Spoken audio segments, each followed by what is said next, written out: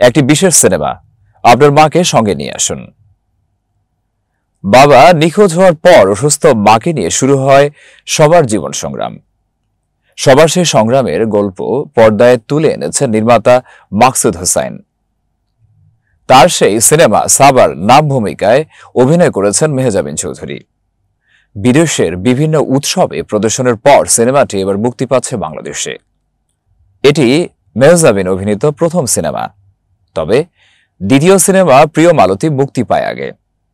গত বছর শঙ্খ দাশগুপ্তর সে সিনেমাটির জন্য ব্যাপক প্রশংসিত ও পুরস্কৃত হয়েছেন অভিনেত্রী। গতকাল রাতে ফেসবুক পোস্টে মেহজাবিন জানিয়েছেন, 26 সেপ্টেম্বর দেশের প্রেক্ষাগৃহে মুক্তি পাবে সিনেমাটি। ফেসবুকে সাবা মুক্তির খবর জানিয়েছেন মেহজাবিন, লিখেছেন, এটি একটি বিশেষ সিনেমা, আপনার মাকে সঙ্গে নিয়ে আসুন, এ গল্প তার জন্য। সঙ্গে জুড়ে দিয়েছেন ভালোবাসার ইমোজি।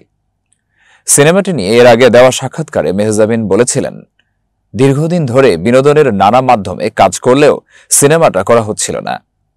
যেখানেই যেতাম প্রশ্নের মুখোমুখি হতাম, কেন আমি সিনেমা করছি না। তবে আমি সিনেমা করার জন্য অপেক্ষা করেছিলাম। ভেবেছিলাম মনের মতো করেই প্রথম সিনেমাটি করতে চাই, যে সিনেমা নিজের কাছেও স্মৃতি হয়ে থাকবে, দর্শকও সারা জীবন মনে রাখবেন।